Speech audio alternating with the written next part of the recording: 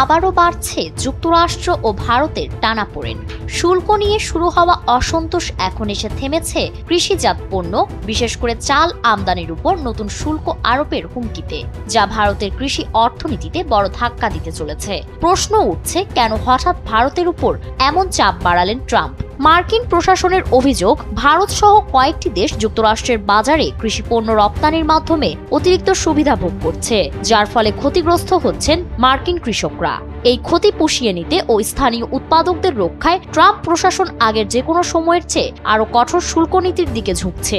9 December white হাউসে মার্কিন কৃষকদের জন্য কয়েকশো কোটি ডলারের সহায়তা প্রকল্প ঘোষণা করার সময় এই বার্তা দেন ট্রাম্প।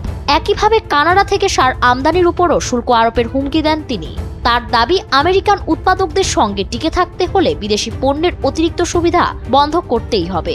মার্কিন লুইজিয়ানার এক উৎপাদক চাল আমদানিতে দক্ষিণের কৃষকরা চাপের মুখে পড়েছেন বলে জানালে ট্রাম্প তাৎক্ষণিক প্রতিক্রিয়ায় বলেন, ঠিক আছে, আমরা দেখছি, এটা সহজ ব্যাপার, শুল্ক দিলে 2 মিনিটেই সমাধান হয়ে যাবে। উল্লেখ্য, যুক্তরাষ্ট্রের খুচরা চালের বাজারে শীর্ষ 2টি ব্র্যান্ডের মালিকানা ভারতীয় কোম্পানির কাছে। এমন সময়ে ট্রাম্পের এই মন্তব্যের পর ধারণা করা হচ্ছে শীঘ্রই ভারতীয় কৃষি পণ্যের উপর যুক্তরাষ্ট্র আরও কঠোর শুল্ক নীতি আরোপ করতে পারেন। এর আগে ভারতীয় পণ্যের উপর 50% শুল্ক আরোপ করেছিলেন ডোনাল্ড ট্রাম্প।